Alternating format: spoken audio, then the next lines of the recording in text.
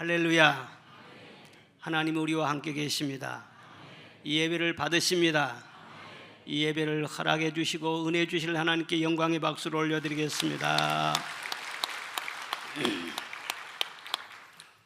이 시간에는 주 안에 있는 나에게, 어디 있는 나에게요? 주 밖에가 아니라 주 안에 있는 나에게, 이 말씀으로 함께 은혜를 나누겠습니다. 제가 부목사 때 목회지를 놓고 간절히 기도할 때가 있었습니다. 제가 가고 싶은 교회가 있었는데 한번 선을 보고 가더니 몇 달째 아무 소식이 없어요. 가부간에 아무 소식이 없어요. 그래서 참 마음이 답답하고 또 사모가 되었습니다. 주변에서 기도해 주시고 또 응원해 주는 그런 분들이 많이 있었는데 아무래도 하나님 뜻이 아닌가 보다고, 다른 교회를 알아보면 좋겠다고 그렇게 모두 말들을 하는데, 이상하게 내 마음속에는 포기하고 싶은 생각이 전혀 없었어요. 근데 그때 간절히 기도하면서 늘 불렀던 찬송이 바로 주 안에 있는 나에게 딴 근심이 있으랴, 이 찬송이었습니다. 늘 그 찬송을 부르면서 위로를 받고, 내가 주님 안에 있는데 다 하나님께서 인도해 주시겠지, 그렇게 힘을 얻었어요. 그 찬송을 자꾸 부르다 보니까 한 절 한 절 가사가 너무 은혜가 된 거예요. 그래서 담임 목사님이 주일 밤 예배 설교를 하라고 말씀하셔서 제가 오늘 본문 말씀을 가지고 그 370장 그 찬송 가사 한 절 한 절을 이렇게 적용을 해서 말씀을 전했었습니다. 그런데 그 예배 시간에 제가 가고 싶어한 교회 장로님들이 다시 선을 보러 오신 거예요. 그래서 그 설교에 큰 은혜를 받았어요. 그래서 40대 목사님을 찾는다고 자꾸 그랬는데 파격적으로 33살 나이에 제가 설학교에 부임을 하게 됐잖아요. 이건 놀라운 사건입니다. 요즘 들어서 힘들어 하시는 분들이 많은데 이 주 안에 있는 나에게 이 찬송을 많이 부르시기를 바랍니다. 힘이 될 줄로 믿습니다. 오늘 에베소서 1장에 보면은 주 안에서 혹은 그리스도 안에서 그런 표현이 13번이나 나옵니다. 예수님은 나는 참 포도나무요 너희는 가지니 저가 내 안에 내가 저 안에 있으면 이 사람은 과실을 많이 맺나니 나를 떠나서는 너희가 아무것도 할 수 없다, 그렇게 말씀하셨어요. 즉 주 안에 있는 것은 가지가 줄기에 붙어 있는 것 같고, 주님을 떠나 살면은 나무에서 끊어진 가지와 같다는 거예요. 가지가 무슨 걱정 염려할 것이 있습니까?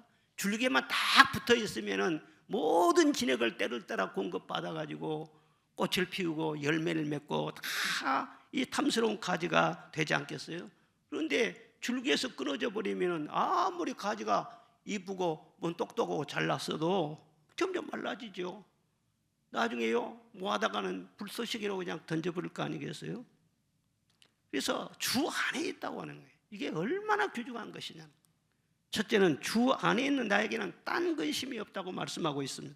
십자가 밑에 나아가 내 짐을 풀었다, 그렇게 말씀을 하고 있습니다. 사람은 누구에게나 다 근심이 있어요.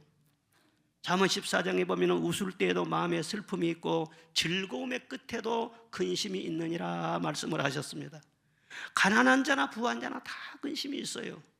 젊은 사람이나 노인이나 다 근심이 있어요. 직장에 있는 사람이나 없는 사람이나 큰 사업을 한 사람이나 작은 구멍가게를 하는 사람이나 다 근심은 있고, 결혼하면 결혼한 대로 근심, 또 안 하면 안 한 대로 근심, 자녀가 있으면 있는 대로 걱정이 있고 없는 대로 허전하고 또 걱정이 되는 거예요. 나는 어릴 때 무거운 나무짐을 지고 산에서 집으로 나르기도 했습니다. 그리고 산속에 뿌리 밭이 있었는데 거기서 보리단이나 고구마를 캐서 지게에 지고 집으로 다르기도 했어요. 그런데 멀리서 오다 보면 너무 무거워가지고 몇 차례 쉬어서 간신히 집에 옵니다. 그 마당에다가 짐을 탁 풀어버리면 얼마나 가벼운지 그냥 어깨가 날아갈 것 같았어요. 이제는 그런 집은 없지요. 그런데 다른 짐을 또 자꾸 지잖아요.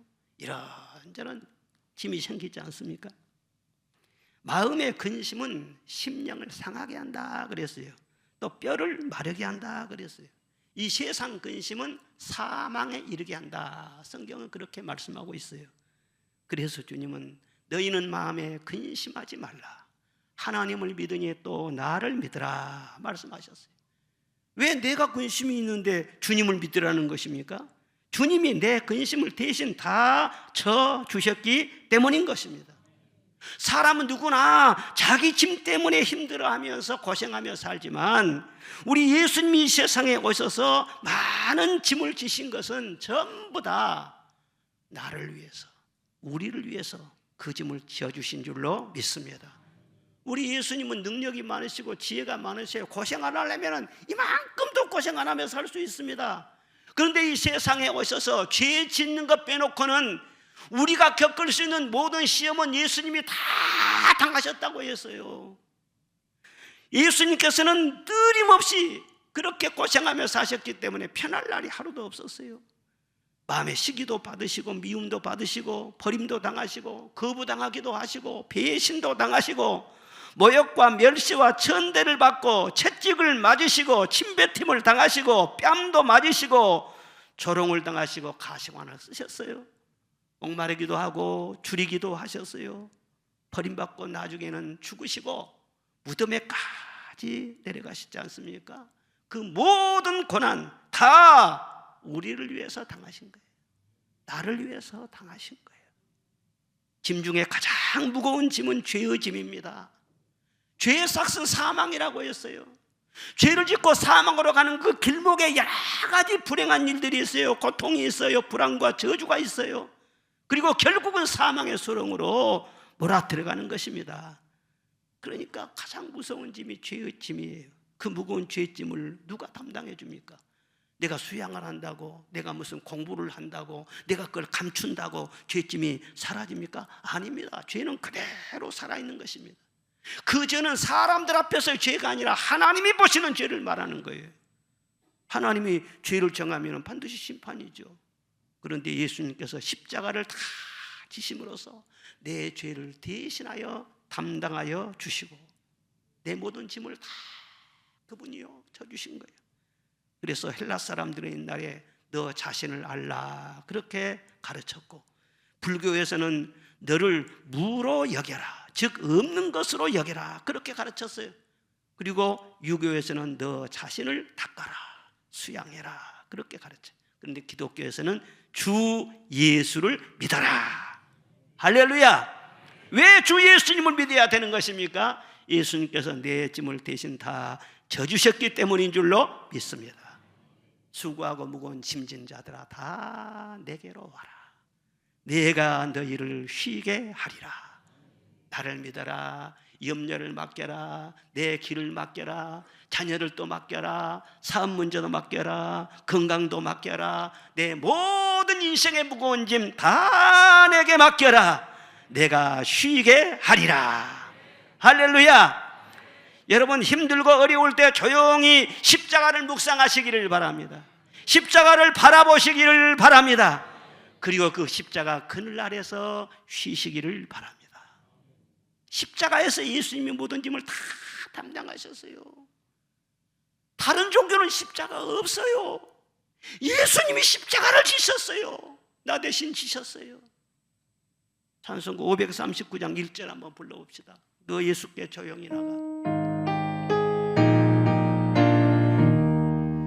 너 예수께 조용히 나가 내 모든 짐 내려놓고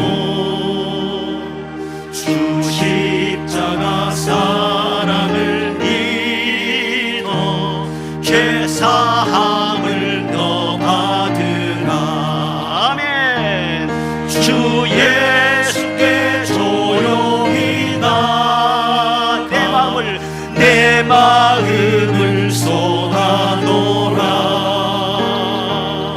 늘은 미리 보시는 주님 그 은혜를 베푸시니. 주 예수께 조용히 나가 내 마음을 쏟아놓으라고 했잖아요. 사람들에게는요 다 이런 말할 것 없어요. 말을 해봐야 자존심만 상하고 말한다고 해서 그 사람이 도와준 것도 아니에요. 사람들 앞에서 말을 아끼는 게 좋은데 주 예수께 나와서는 내 모든 거 다 쏟아놓으라고 해서 내 모든 사정을 다 아뢰라는 거예요. 그러면은 늘은 미리 보시는 주님 다 들으시고 큰 은혜를 베풀어 주시리라. 할렐루야. 아뢰면은 주님이 들으신대요. 내 모든 시험 무거운 짐을 주 예수 앞에 어떻게 하면요? 아뢰이면 근심에 쌓인 날 돌아보사 내 근심 모두 맡으시네. 할렐루야. 내 모든 근심과 염려를 아뢰면은 주님이 맡아주신다는 거예요. 내 짐이 점점 무거워질 때 주 예수 앞에 아뢰이면 주께서 친히 날 구해 주사 내 짐을 대신 져 주시네. 할렐루야. 누가 내 짐을 대신 져 주세요? 누가 내 대신 빚을 갚아줘요? 누가 내 대신 고통을 당해줘요? 아무도 대신 짐져줄 자가 없어요. 형제간만 해도 소용없고 부모 형제 아무리 있어도 혈육이 도와준 것도 아니에요. 친구들 아무리 말해도 동창들 아무리 말해도 내 짐을 대신 져줄 자는 아무도 없어. 주 예수님께 아뢰면 내 대신 짐을 져주시네. 할렐루야. 뭘 가지고 오라겠어요? 가지고 오라겠어요? 아뢰라겠잖아요. 아무것도 없어도 주 예수님으로 오면 그러면은요 다 져주신대. 그러니까 진실로 기도해 보세요. 그러면 마음이 편안해. 왜? 짐이 떠나가니까 마음에 기쁨이 충만하게 돼. 확신이 넘치게 돼. 그리고 지혜가 생겨요. 나아갈 수 있는 용기가 생겨요. 얼마나 놀라운지 몰라요. 그래서 주 안에 있는 나에게는 딴 것이 없다, 없는 것이 아니라 다 십자가 안에 맡기니까. 그리고 2절에 그 두려움이 변하여 내 기도가 되었고 그랬어요. 전날의 한숨 변하여 내 노래 되었네. 두려움이 변해서 기도가 되고 한숨 변해서 노래가 되고. 두려움은 누구에게나 다 있습니다. 아브라함도 깊은 잠이 들었을 때 두려움이 덮쳤어요. 욥도 두려움이 엄습했어요. 두려움이 나를 엄습하는구나 막 탄식하면서 두려움과 떨림으로 뼈 마디가 흔들린다고 했어요. 다윗도 두려워하면서 잠을 이루지 못하고 떨 때가 많이 있었다고 시편에 기록하고 있습니다. 유명한 심리학자 나폴레옹 힐은 말하기를 현대인들에게는 7가지 두려움이 있다 그랬어요. 첫째는 가난할까 봐서 두렵고, 둘째로는 실패해서 명예가 실추될까 봐서 두렵고, 셋째로는 건강 잃고 병들까 봐서 두렵고, 그 다음에는 노시할까 봐서, 자유를 넣어버리지 않을까 두렵고, 또 사랑하는 사람으로부터 버림을 당하지 않을까 그래서 두렵고, 마지막으로는 죽을까 두렵다는 거예요. 그런데 어느 한 가지도 해결할 능력은 사람에게는 없다는 거예요. 그리고 해결한다고 할지라도 근원적인 두려움은 그대로 남아있다는 것입니다. 그 근원적인 두려움, 그 정체가 무엇일까요? 두려움의 영인 마귀인 것입니다. 마귀는 두려움의 영인 것입니다. 그러니까 마귀의 영향권 아래에 있는 사람은요 절대로 두려움을 이길 수 없습니다. 겉으로 힘 있는 척하지만 아닙니다. 그 속에는 두려움이 도사리고 있는 거예요. 그런데 그 두려움이 생길 때 주 예수의 이름으로, 주 예수의 이름으로, 그냥 기도가 아닙니다. 예수 이름입니다. 왜냐하면 예수님이 이 세상에 오신 것은, 하나님의 아들이 세상에 나타나신 것은 마귀의 일을 멸하려 하심이니라. 요한일서에 그렇게 말씀했어요. 그러니까 주 예수의 이름으로 기도할 때 두려움은 떠나가게 되고 한숨은 찬송으로 바뀌어지게 되고 두려움의 영인 마귀는 떠나가게 될 줄로 믿습니다. 다른 비결이 없는 것입니다. 마귀는 예수의 이름밖에 없어요. 그리고 아무리 세상에서 화려하게 잘 살고 뭐 지식이 있고 아무리 편리하게 살고 뭐 돈 많고 그래도 마귀를 끼고 살면은 절대로 좋은 일 없습니다. 절대로 인생은 행복하지 않습니다. 예수님이 오셔서 그 원수 마귀를 쫓아내 주시고 마음의 기쁨에 천국을 이루어 주신다는, 이보다 더 놀라운 것이 언제가 있어요. 그러니까 두려움이 변해서 말이 하나님의 기적이 나타나면 반드시 찬송이 일어나요. 찬송. 이스라엘 백성이 홍해 앞에서 다 두려워 떨었습니다. 앞에는 시퍼런 홍해가 있고 뒤에서는 바로가 쫓아오고 양옆에는 절벽이 있는데 완전히 도가내던 집니다. 어떻게 할 수가 없어요. 다 죽었구나 두려워 떨고 있을 때 역시 하나님의 사람은 달라요. 모세가 하나님 앞에 계속 기도해요. 하나님께서 내 지팡이를 바다 위로 내밀어라. 내밀었더니요 밤새도록 통풍이 불면서 그 시퍼런 바다가요 쫙 갈라지면서 바다에 길이 난 거예요. 기적이 일어난 거예요. 그래서 그 홍해를 다 어린이들까지 짐승 한 마리도 남김없이 다 모두 건넌 다음에 홍해 건너편에서 쏘고치며 춤추며 드디어 찬송이 터져 나옵니다. 애굽에 있을 때는 한 번도 찬송 불렀다는 기록이 없어요. 그런데 하나님의 하신 일을 본 다음에 찬송이 터져 나왔다 그런 말씀이 있어요. 다니엘의 세 친구가 우상 숭배를 거부하다가 불못불에 들어가게 되었습니다. 믿음의 정절을 지키다가 불못불에 들어가서 이제 타 죽게 생겼습니다. 그럼에도 불구하고 그들은 하나님만을 의지하고 믿음의 정절을 굳건히 지키고 그들은요 하나님 앞에 기도해요. 그런데 하나님은 불도 다스리시고 물도 다스리시고 불을 다스리는 천사가 있다고 했어요. 불을 다스리는 천사를 보내가지고 불 속에서도 이 세 사람을 지켜주는 거예요.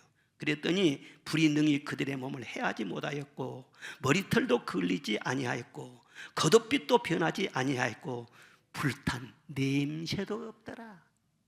냄새도 없더라. 불탄 냄새 알아요? 냄새도 나지 않더라. 하나님은요 엉성하게 무슨 일을 하시는 분이 아니에요. 한 번 손을 대면 후유증이 없어요. 완벽하게 하신 분이에요. 할렐루야. 부작용이 없다 그 말이야. 느부갓네살 왕이 말이죠 불 속에 들어가서 다 타 죽을 줄 알았는데 들어가서 막 춤을 추고 찬송하고 하는 걸 보면서 깜짝 놀랐어요. 빨리 불러내라. 그래가지고요 하나님의 사람들이 찬송한 것이 아니라 왕의 입술에서 찬송이 터졌어요. 이같이 사람을 구원할 다른 신이 어디 있겠느냐. 사드락과 메삭과 아벳느고의 하나님을 찬송할지어다. 찬송할지어다. 그리고 이 세 사람을요 특별히 승진시켜줬어요. 또 한국의 무디라고 불리는 이성복 목사님이 계시죠. 부흥회를 인도할 때 그분은 찬송을 많이 불렀습니다.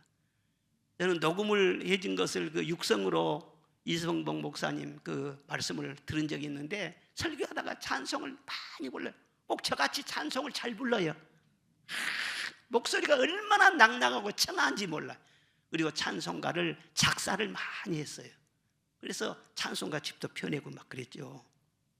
그런데 6.25 전쟁 때 목포에서 사역을 하시다가 체포를 당하셨는데 10여 명의 이 청년들에게 뒷산으로 끌려가요. 그런데 그 청년들을 보면서 그 자리에서도 전도를 했답니다. 나는 죽어도 천국 가니까 괜찮다. 아무쪼록 너희들은 회개하고 예수를 믿어라. 그러니까 이 반동분자, 이 골수분자 그러면서 막 무자비하게 막 굿하는 거예요. 그리고 좁은 이 방에다가 한 30여 명을 다 가둬놓은 거예요. 바울 사도는 옥중에서도 찬송을 했다는데 그러면서 막 거기에서 견디를 못하고 막 찬송한 거예요. 이성복 목사님이 지은 찬송가 중에서 허사가라고 하는 유명한 찬송이 있습니다.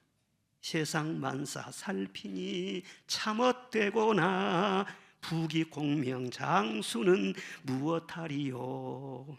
인생 100년 산다 해도 슬픔 탄식뿐 우리 생명 무엇이냐 운무로구나. 홍한소녀 미인들아 자랑치 말고 영웅혹을 열사들은 뽐내지 말라. 유수같은 세월은 널 재촉하고 저 적막한 공동묘지 널 기다린다. 그 안에서 계속 찬송하니 그 안에 예수 믿는 사람도 있고 그러니까 막 부흥회를 계속 한 거예요. 그렇게 찬송 지난 지 3일 만에 빨치산이 딱 들어와서요 여기 숙청할 사람 없나? 그러니까 목사님이 하나 있는데 아무리 때려도 저렇게 찬송만 합니다. 그래? 그걸 왜 여지껏 그대로 두었느냐고 불러내라. 그래 불러냈어요. 근데 또 성경 말씀에 사랑은 두려움을 내쫓는다, 그 말씀이 생각나서 나가서 공손하게 사랑하는 마음으로 안녕하십니까 하고 인사를 했다는 거예요. 그러면서 그들에게도 전도를 합니다. 보세요, 당신들은 사회를 혁명하지만 예수님은 자아를 혁명합니다. 물줄기가 길게 흘러가려면 물 근원을 파야 하고 좋은 나무가 되려면 뿌리를 가꿔야 합니다. 우리나라가 복을 받으려면 좌익이니 우익이니 이런 정치적인 것보다는 먼저 민족의 양심을 바로 잡아야 됩니다. 그러니까 숙연하게요, 그 발치단 대장이요 듣고 있는 거예요. 그러더니 예수쟁이들은 뭐 밤낮 천당 그러는데 동무는 천당을 보았소? 예, 보았습니다. 어디가 천당이 있어? 천당 본점은 보지 못했어도 천당 지점은 보았지요. 천당 지점은 내 마음에 있습니다. 경찰서 지서를 보면 본서가 있는 것을 알듯이 천당 본점이 있기 때문에 내 마음에 천당 지점이 있는 것이죠. 하하하고 그래요. 어이가 없다는 거예요. 천당 지점 참 웃기는구만. 그리고는요, 빨치산 그 대장이요 골방으로 나오라고 그래서 데려가는 거예요. 이 감옥에 아는 사람 몇 명 있냐고. 그러니까 한 사람이 있습니다. 누구냐? 김치한 전도사입니다. 그 불러내라고. 얘가 지금 풀어주실 텐데 혼자 이 건강으로 가기는 어렵습니다. 그러나 얘가 그분의 도움을 받아서 두 분이 빨리 피하십시오. 저들은 오늘 밤에 여기 있는 사람들 다 죽일 것입니다. 그 대장이요 광주 의대생 출신인데 어렸을 때 교회를 다녔어요. 자기 부모들이 예수 믿는 사람이에요. 믿음의 씨가 있죠. 어쩌다가 그렇게 공산주의가 돼가지고는요 그쪽으로 가서 그렇게 하고 있는데 목사님한테 그 감옥에서 감동을 받고는요 풀어드린 거예요. 사랑하는 여러분, 찬송하면 옥문만 열리는 것이 아니라 원수의 마음도 감동시키는 것입니다. 찬송이 살아있으면 두려움도 한숨도 이겨낼 수 있다는 것을 믿으시기를 바랍니다. 찬송 중에 거하는 여호와, 찬송의 능력이 있는 것입니다.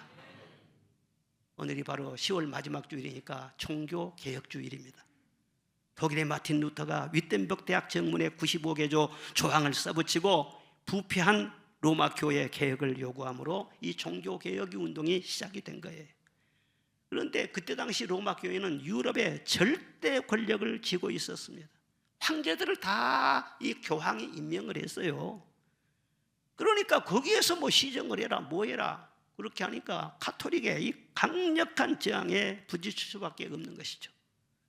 그래서 루터가 웜스 의회에 불려가서 법정에 서게 됐는데 그때 재판장이 말을 해요. 마지막 기회를 줄 터이니 내가 한 말을 취소해라. 취소하면은 살 것이고 그렇지 않으면 생명을 부지할 수 없을 것이다.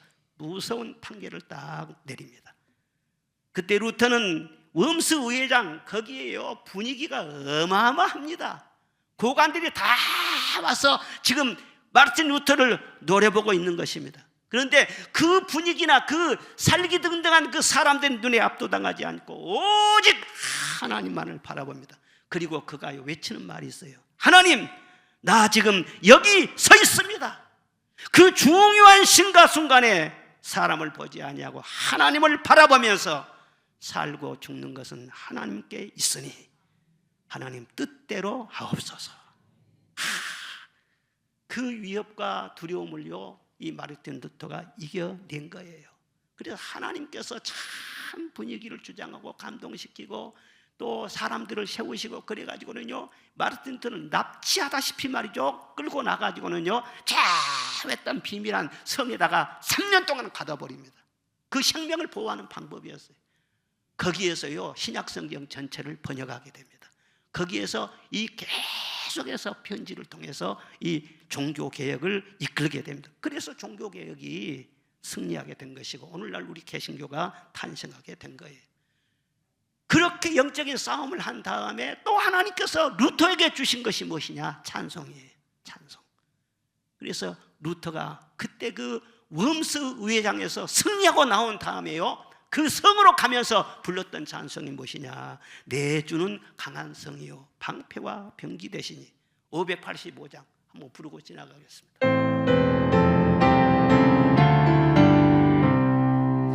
내 주는 강한 성이요 방패와 병기 되시니 그 환난에서 우리를 구하여 내시리로다. 원수 마귀는 이때도 힘을 써 모략과 권세로 무기를 삼으니 천하에 누가 당하랴. 할렐루야! 누가 능력 있는 자입니까? 누가 진짜 승자입니까? 두려움을 이긴 자예요. 원수 마귀를 이긴 자예요. 오직 예수의 이름으로, 오직 찬송의 능력으로 두려움을 이기게 될 줄로 믿습니다. 셋째로는 내 주는 자비하셔서 늘 함께 계시고, 그렇게 찬송이 이어집니다. 내 궁핍함을 아시고 늘 채워주시네. 내 주는 자비하시다는 거예요. 긍휼이 많으시다는 거예요. 내 궁핍함을 다 아신다는 거예요. 그래서 나의 모든 피로를 채워주실 줄로 믿습니다. 그렇게 신앙 고백을 해요. 보십시오. 이스라엘 백성이 광야에서 40년을 지낼 때 단 하루도 만나 없는 날이 없었습니다. 어디를 가든지 물 없는 곳은 하나도 없었습니다. 바위에서 생수가 솟아나게 하셨습니다. 그리고 항상 불기둥, 구름기둥으로 그들을 덮어주셨어요. 낮에는 서늘하게 구름기둥으로, 밤에는요 뜨뜻하게 불기둥으로, 그래서 그들을 보호해 주신 거예요. 얼마나 신실하신 하나님이십니까? 우리 하나님은 우주공간의 해와 달과 별들을 창조하시고 산의 무성한 초목과 아름다운 꽃과 열매, 다 셀 수 없는 만물을 다 풍성하게 창조하시고 지금도 키우시고 다스리고 있는 분이신 줄로 믿습니다. 능하신 하나님, 부요하신 그 하나님께서 어찌하여 그 자녀들을 돌봐주시지 않겠어요? 사랑하는 여러분, 마음 상하고 약할 때, 가난하고 병들고 궁핍할 때 내 주는 자비하셔서 모든 것을 채워주신다는 이 찬송을 부르면서 주님 바라보시기를 주의 이름으로 축원합니다. 주님이 분명히 함께 해주신다고 말씀했어요. 함께 해주신다는 그냥 립서비스가 아니에요. 어느 정도 함께 하시느냐? 나를 품에 품어주시는 정도로 함께 하시는 거예요. 엄마가 아이를 품어주시는 것처럼 함께 해주시죠. 캥거루가 새끼를 뱃속에 넣고 막 뛰어다니고 그렇잖아요. 예? 그런데 극진한 그 모성애가 거기서 보이지 않습니까? 이와 같이 하나님께서 우리를 다 품어주신, 어린애도 품어주시고 나이 많은 노인들도 품어주신대. 이사야 46장에 야곱의 집이여, 이스라엘 집의 모든 남은 자여, 내게 들을지어다. 배에서 남으로부터 내게 안겼고 태에서 남으로부터 내게 업힌 너희여, 너희가 노년에 이르기까지 내가 그리하겠고 백발이 되기까지 내가 너희를 품을 것이라. 내가 지었은즉 내가 업을 것이요 품을 것이요 구하여 내리라. 할렐루야. 절대 하나님께서는 우리를 내버려 두지를 않으세요. 나이가 아무리 많고 힘있고 그런 분들도요, 하나님 앞에서는 어린아이가 돼야 돼요. 하나님, 나를 품어주세요. 나는 주님의 위로가 필요합니다. 주님의 따뜻한 품이 필요합니다. 그렇게 해야 돼요. 아까 이성복 목사님 간증을 했는데, 그 이성복 목사님 셋째 사유 되시는 분이 김동수 장로님이십니다. 그분이 현재 한국 도자기 회사의 회장님이세요. 그런데 처음에 그 김동수 장로님이 자기 아버지가 도자기 회사를 경영한 것을 자기 아버지 김종호 장로님이 경영한 것을 물려받았는데, 아니 회사가 너무 부실했어요. 그래서 빚이 그냥 잔뜩 있었어요. 그래서 이 빚을 만약에 못 갚고 회사가 도산이 돼버리면은, 아이고, 믿는 사람들이 얼마나 하나님의 영광을 가리겠어요. 그래서 하나님 앞에 간절히 기도했다는 겁니다. 하나님 아버지, 제발 빚을 갚게 해주세요. 하나님 영광 가리지 않게 하여 주시고, 매달리면서 계속해서 기도했어요. 그리고 열심히 뛰었어요. 그래 한참 동안 막 달려가고 회사를 붙들고 그렇게 몸부림치면서 그렇게 했는데 점점 회사가 품질도 좋아지고 그리고 매출도 늘어나고 점점 일어나는 거예요. 점점 일어나서 돈이 이제 많아지니까는요 빚을 차근차근 갚기 시작한 거예요. 그래서 어느 순간에 빚을 말이요 다 갚게 되었어요. 여러분 남의 일이니까 할렐루야도 안 하잖아요. 막상 빚 갚아서 시달려본 사람들은요 진짜 피가 마르지 않겠어요? 얼마나 힘들겠어요.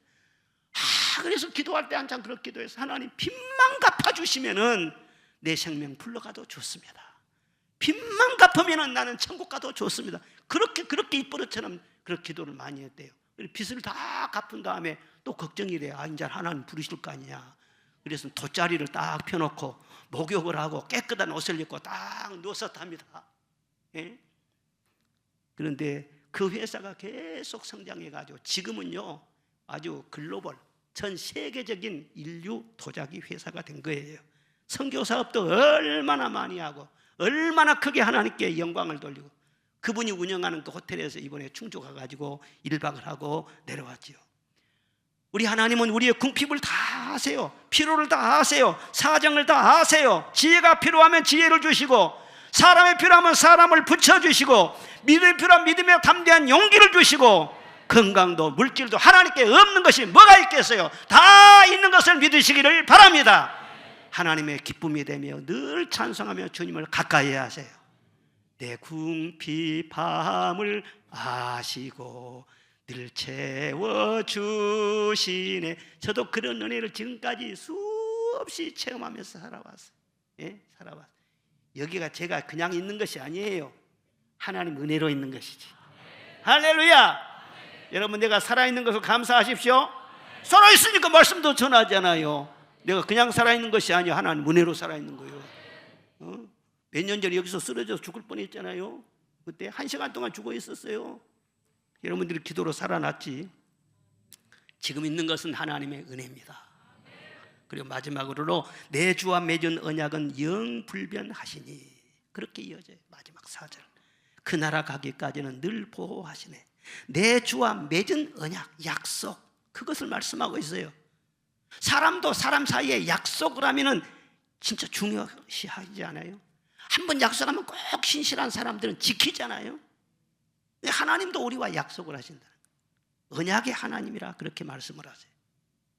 이 약속이 굉장히 중요합니다. 약속을 붙잡고 사는 사람과 약속을 붙잡지 않고 그냥 살아가는 사람은 전혀 달라요. 내용이. 야곱이 형의 낯을 피해서 아람 땅을 향해서 먼 길을 가다가 이제 해가 저물었어요. 그래서 들에서 돌베기를 하고 잠이 들었어요. 그런데 저녁에 꿈을 꾼 거예요. 꿈에 자기가 딱 서 있는데 거기에서 하늘까지 쫙 사닥다리가 연결되어 있고 사닥다리 그 꼭대기에서 말이죠, 야곱아 야곱하고 하나님이 부르시는 거예요. 나타나셔서 나는 여호와니 너의 조부 아브라함의 하나님이요 이삭의 하나님이라. 내가 누워있는 땅을 내가 너와 내 자손에게 주리니 내 자손이 땅에 티끌같이 되며 내가 동서남북으로 퍼져 나갈 것이니라. 땅의 모든 족속이 너와 내 자손으로 말미암아 복을 받으리라. 내가 너와 함께 있어 내가 어디로 가든지 너를 지키며 너를 이끌어 이 땅으로 돌아오게 할지니라. 내가 네게 허락한 것을 다 이루기까지 너를 떠나지 아니하리라. 꿈속에서 그런 음성을 들려주신 겁니다. 꿈에서 깨났는데요, 얼마나 감동이 되는지, 얼마나 위로가 되고 사방을 둘러봐도 나와 함께하는 사람 하나도 없는데 하나님이 나와 함께 하신다니까는 얼마나 힘이 되는지. 베개로 삼았던 돌을 가져다가 기둥을 딱 세우고 하나님 앞에 소원을 합니다. 하나님, 약속하신 말씀대로 나와 함께 계셔서 내가 가는 길을 다 지켜주시고 먹을 것과 입을 옷을 주시고 평안히 아비 집으로 돌아오게 하시면은 하나님은 나의 하나님이 되실 것이요 내가 기둥으로 세운 이 돌이 하나님의 집 베델이 될 것이고 소득의 11조를 반드시 하나님 앞에 드리겠나이다. 그리고 다시 길을 떠나게 돼요. 다시 길을 떠난다 할지라도 어제와 오늘이 달라진 건 없어요. 달랑 지팡이 하나 그대로 들었어요. 옷 한 벌 그대로 입었어요. 함께하는 사람 아무도 없어요. 그런데 발걸음이 달라요. 예? 하나님이 함께한다는 확신을 가지고 하니까는 마음속에 믿음이 있어요. 기쁨이 있어요. 소망이 넘쳐요. 아람 땅에 가서 머슴살이를 했어요. 그리고 장가 가서 자식들을 키우면서 고생하고 아내 등살이 얼마나 일을 썼는가 몰라요. 요즘 한국 사람들도 아내 등살이 무섭답니다. 여기 있는 사람 말고. 그런데 야곱도 아내 등살에 그렇게 고생을 많이 했어요. 그런데 머슴살이를 똑같이 해도 언약을 품고 하는 것과 언약이 없이 자기 알아서 그냥 자기 살기 위해서 머슴살이 하는 것은요 전혀 내용이 다르다는 거예요. 같은 고생을 하고 산 것 같아도 언약이 있는 사람은요 하나님이 그 순간순간 늘 함께하여 주십니다. 보호하여 주시고 기쁨을 주시고 삶의 지혜를 주시고 인도해 주시는 거예요.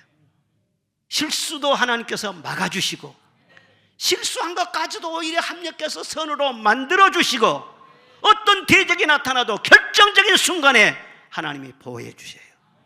그게 다른 거예요. 그래서 야곱과 하나님이 언약을 맺었기 때문에 하나님은 야곱의 하나님이에요. 끝까지 야곱과 함께 하신 거예요. 여러분은 하나님과 어떤 언약을 맺고 가십니까? 하나님과 맺은 언약이 있습니까? 구두로 언약을 했습니까? 증서가 있습니까? 무슨 공증을 했습니까? 하나님이 언제 여러분과 무슨 언약을 했습니까? 분명히 아십시오. 내가 예수님을 믿지 않습니까? 내가 예수 믿으면 예수와 나는 하나 되는 것입니다. 그래서 하나님과 예수님 사이에 맺어진 언약은 나와 맺는 언약이 되는 거예요. 그 언약이 성경 말씀에 기록이 돼 있어요.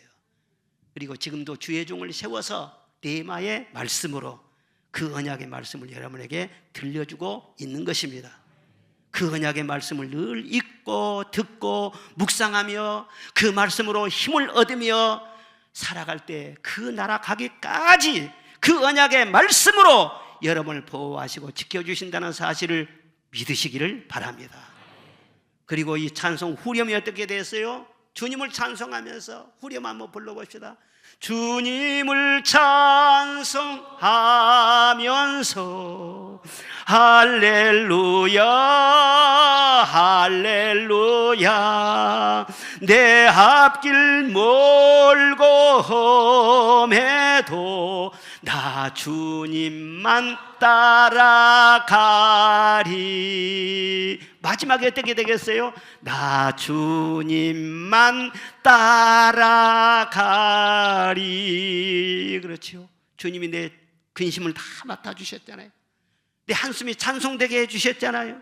내 필요한 거 다 채워주시고 변함없이 나를 보호해주고 계시잖아요. 그러면 나는 어떻게 살아야 됩니까? 나 주님만 따라가리. 주님 따라가야 될 줄로 믿습니다. 내가 내 길을 스스로 정해가지고 나의 길을 가지 말고 세상 사람이 이리 간다 저리 간다고 해서 세상 사람 보고 좌우로 치우치고 그러지 말고 오직 주님만을 바라보고 이렇게 예배드리는 것도 주님 따라가는 것이고 봉사하는 것도 주님 따라가는 것이고 서로 사랑하는 것도 주님 따라가는 것이고 믿음의 고백을 하는 것도 주님 따라가시는 것인 줄로 믿습니다. 그리고 가장 핵심적인 중요한 주님 따라가는 것은 무엇이냐 그러면요 내가 만난 그 주님을 전하는 것입니다. 할렐루야. 정신없이 살면 안 돼요. 예? 여러분의 삶의 목적이 무엇입니까? 세상을 자꾸 보면은요 시험 들어요. 부러운 것이 너무나 많고 화날 일도 많고 물결을 보면은 자꾸 사람이 멀미를 한다고 했어요. 세상을 보지 말고 주님을 바라보고 사는데 뭐가 주님도 보고 사는 거예요? 사명. 내가 은혜 받았잖아요. 내가 구원 받았잖아요. 혼자 속으로 감추고 있지 말고 전해주라는 거예요. 전해주라는 거예요. 전해주라는 거예요. 그것이 주님 따라가는 거예요. 그것이 사명이에요. 장수를 위해서 장수한 것이 아니라 이 사명을 감당하기 위해서요 우리는 건강해야 되고 장수해야 되고 필요한 말이죠. 하나님의 지혜도 공급받아야 되고 하나님 앞에 물질도 축복을 받아야 되고 이걸 감당하기 위해서 그런 거 아니겠어요? 다윗을 보십시오. 왜 하나님이 다윗을 그렇게 사랑하셨는가? 엄청나게 다윗은 고난을 많이 겪었어요. 코너에 몰리기도 하고 절벽에 떨어질 것 같은 그런 위기가 엄청나게 많았어요. 그런데 그런 그 죽을 환경 속에서 하나님을 만났잖아요. 하나님을 다 하나님 붙잡아 주시고 그를 지켜주셨잖아요. 그래서 나중에요, 감사해요. 막 찬송하고, 그리고 자기와 비슷한 처지에 있는 사람들 주변에 많이 있잖아요. 그들에게 전하기 위해서는 시편을 기록한 거예요. 시편의 3분의 2가 다윗의 시편이에요. 그리고 사무엘 상하를 많이 보십시오. 그렇게 해서 많은 사람들이 하나님을 전했어요. 그러니까 하나님이 다윗을 엄청나게 사랑하는 것이죠. 우리가 만약에 은혜를 받고 침묵하고 있으면요, 하나님을 만나 못한 사람들이 조용히 침묵 속에서 죽어가는 겁니다. 지옥 가는 것입니다. 나와 비슷한 처지에 있는 그런 사람들 주변에 많이 보이지 않습니까? 사랑을 가지고, 사명을 가지고, 주님의 불붙은 그런 사랑을 가지고 계속 증거하면서 이 은혜가 계속 불타게 하시기를 주의 이름으로 축원합니다. 그것이 바로 우리에게 맡겨주신 사명인 것입니다. 교회는 다른 거 다 다이어트하고 털어버려야 돼요. 말씀을 계속 받아야 되고, 살아계신 하나님을 만나야 되고, 그 하나님을 증거하는 데 집중해야 돼요. 다른 것으로 힘쓰면 안 되는 거예요. 이 370장 찬송을 지으신 분이 엘리자 히윈 여사인데, 미국 필라델피아에서 태어나서 필라델피아에서 평생 살다가 거기에서 세상을 떠나셨습니다.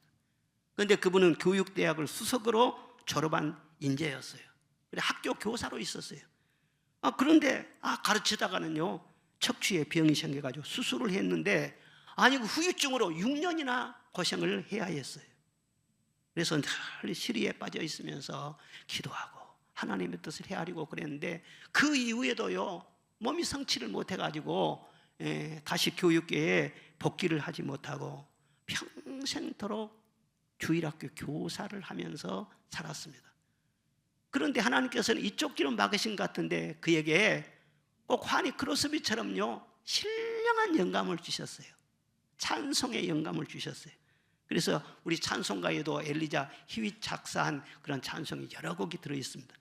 예를 들자면 예수 앞에 나오면 모든 죄 사하고 내 임금 예수 내 주여, 하나님이 말씀하시기를 내 영혼의 햇빛이니 예수도 알기 원하네. 그 찬송, 아까 불렀던 주 예수께 조용히 나가, 이 아름다운 찬송 많은 분들이 애창하고 있잖아요.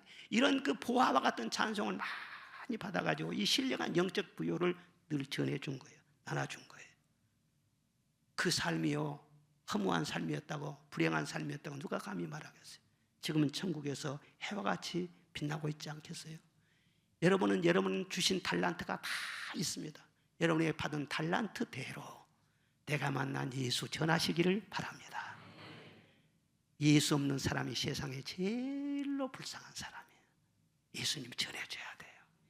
그것이 여러분을 향한 하나님의 뜻이고, 그 사명 감당하기 위해서 건강도 주시고 성령의 능력도 주시고 이것저것 필요한 것을 다 공급하여 주시는 것입니다.